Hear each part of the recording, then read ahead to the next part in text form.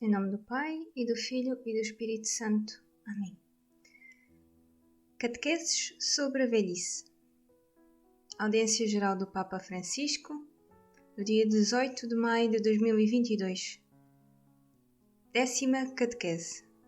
Job, a prova da fé, a bênção da espera. Estimados irmãos e irmãs, bom dia!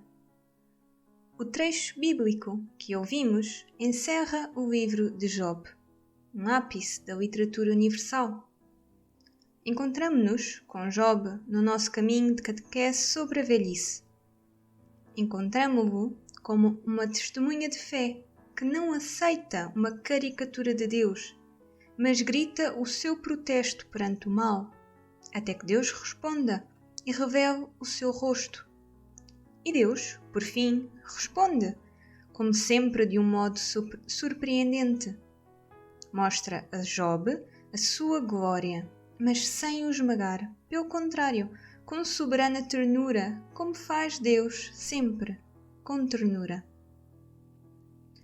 Devemos ler bem as páginas deste livro, sem preconceitos, sem lugares comuns, para compreender a força do grito de Job. Far-nos-á bem colocarmos-nos na sua escola para superar a tentação do moralismo perante a exasperação e o desânimo pela dor de ter perdido tudo. Neste excerto conclusivo do livro, recordamos a história de Job que perde tudo na vida, perde as riquezas, perde a família, perde o filho e também a saúde, e permanece lá, ferido, em diálogo com 3 amigos.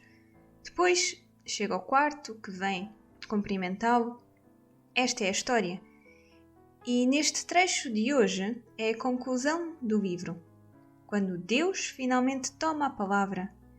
E este diálogo de Job com os seus amigos é como que uma estrada para chegar ao momento em que Deus dá a sua palavra.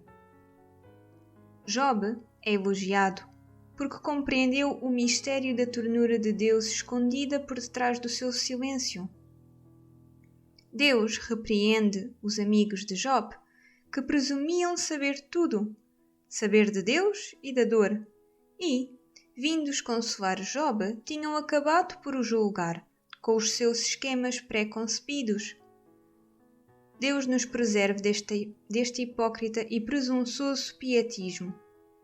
Deus nos proteja daquela religiosidade moralista e daquela religiosidade de preconceitos que nos dá uma certa presunção e que leva ao farisaísmo e à hipocrisia.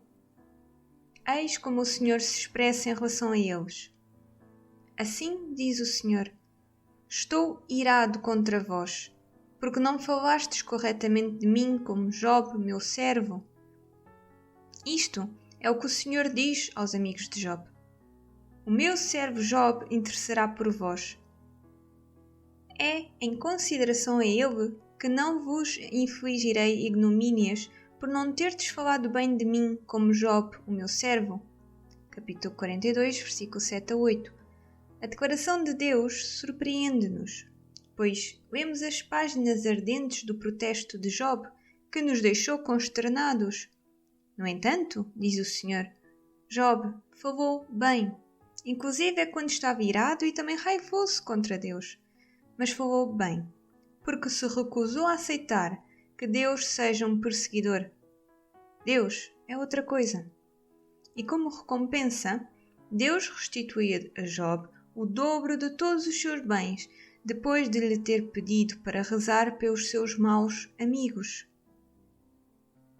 O ponto de viragem da conversão da fé ocorre precisamente no ápice do desabafo de Job, onde ele diz: porque eu sei que o meu Redentor vive e aparecerá finalmente sobre a terra.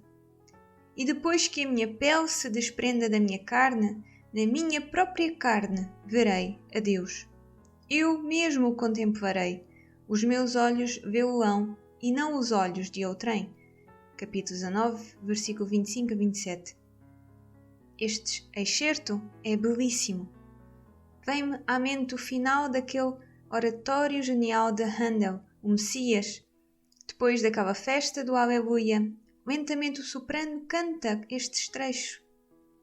Eu sei que o meu Redentor vive, com paz.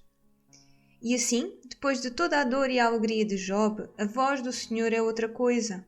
Eu sei que o meu Redentor vive. É algo belíssimo.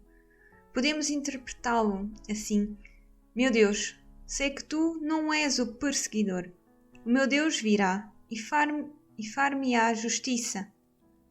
É a fé simples na ressurreição de Deus, a fé simples em Jesus Cristo, a fé simples que o Senhor sempre nos espera e que virá. A parábola no livro de Job representa dramática e exemplarmente o que na realidade acontece na vida. Ou seja, que sobre uma pessoa, uma família ou um povo recaem provações demasiado pesadas, provações desproporcionadas em relação à pequenez e à fragilidade humanas. Na vida, frequentemente, como se costuma dizer, chove no molhado. E algumas pessoas são esmagadas por uma soma de males que parece verdadeiramente excessiva e injusta. E muitas pessoas são assim. Todos nós conhecemos pessoas assim. Ficamos impressionados com o seu grito, mas também muitas vezes nos admiramos com a firmeza da sua fé e do seu amor no seu silêncio. Penso nos pais de crianças com deficiências graves, ou naqueles que vivem com uma enfermidade permanente, ou no familiar que está ao seu lado, situações muitas vezes agravadas pela escassez de recursos económicos. Em certos momentos da história, estes acúmulos de fardos parece que chegam todos juntos. Foi isto o que aconteceu nos últimos anos com a pandemia do Covid-19 e o que está a acontecer agora com a guerra na Ucrânia. Podemos justificar estes excessos como uma racionalidade superior da natureza e da história? Podemos abençoá-los religiosamente como uma resposta justificada à culpa das vítimas que os mereceram? Não, não podemos. Existe uma espécie de direito da vítima ao protesto, face ao mistério do mal, um direito que Deus concede a todos, afinal, é Ele próprio que inspira. Às vezes, encontro-me com pessoas que se aproximam e que dizem: mas, Padre, protestei contra Deus, porque tenho este problema, aquele outro. Mas sabes, caro, que o protesto é um modo de oração, quando se faz assim. Quando as crianças, os jovens protestam contra os pais, é uma forma de chamar a atenção e pedir que se ocupem deles. Se tens alguma chaga no coração, alguma dor e te vem vontade de protestar, protesta também contra Deus. Deus ouve-te. Deus é Pai. Deus não se assusta com a nossa oração de protesto, não. Deus compreende. Mas sê livre na tua prece, não aprisiones a tua oração nos esquemas pré-concebidos. A oração deve ser assim, espontânea, como aquela de um filho com o pai, que lhe diz tudo o que lhe vem à mente, porque sabe que o pai o entende. O silêncio de Deus no primeiro momento do drama significa isto.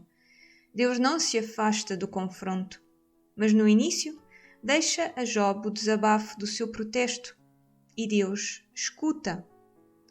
Talvez, por vezes, devêssemos aprender de Deus este respeito e ternura.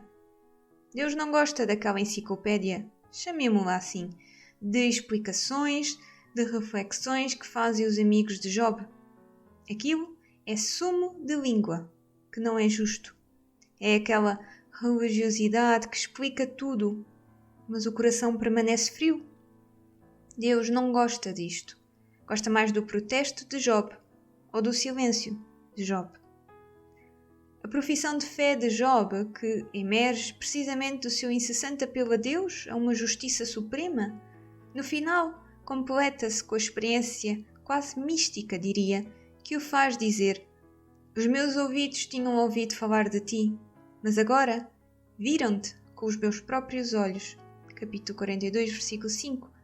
Quantas pessoas, quantos de nós, depois de uma experiência um pouco negativa, um pouco obscura, dá o passo e conhece melhor Deus do que antes? E podemos dizer, como Job, os meus ouvidos tinham ouvido falar de ti, mas agora viram-te com os meus próprios olhos. Este testemunho é particularmente credível se a velhice o assumir, na sua progressiva fragilidade e perda. Os idosos viram muitas coisas na vida e também viram a inconsistência das promessas dos homens de leis, homens de ciência, também homens de religião, que confundem o perseguidor com a vítima, imputando a esta toda a responsabilidade pela sua dor. Erram. Os idosos que encontram o caminho deste testemunho, que converte o ressentimento pela perda na tenacidade pela expectativa da promessa de Deus, há uma mudança do ressentimento pela perda para uma tenacidade em seguir a promessa de Deus. Estes idosos são uma defesa insubstituível para que a comunidade enfrente o excesso do mal. O olhar dos crentes que se dirige para o crucificado aprende precisamente isto. Que o aprendamos também, de tantos avós e avós, de tantos idosos que, como Maria, unem as suas orações, por vezes comovedoras, à do Filho de Deus, que na cruz se entrega ao Pai.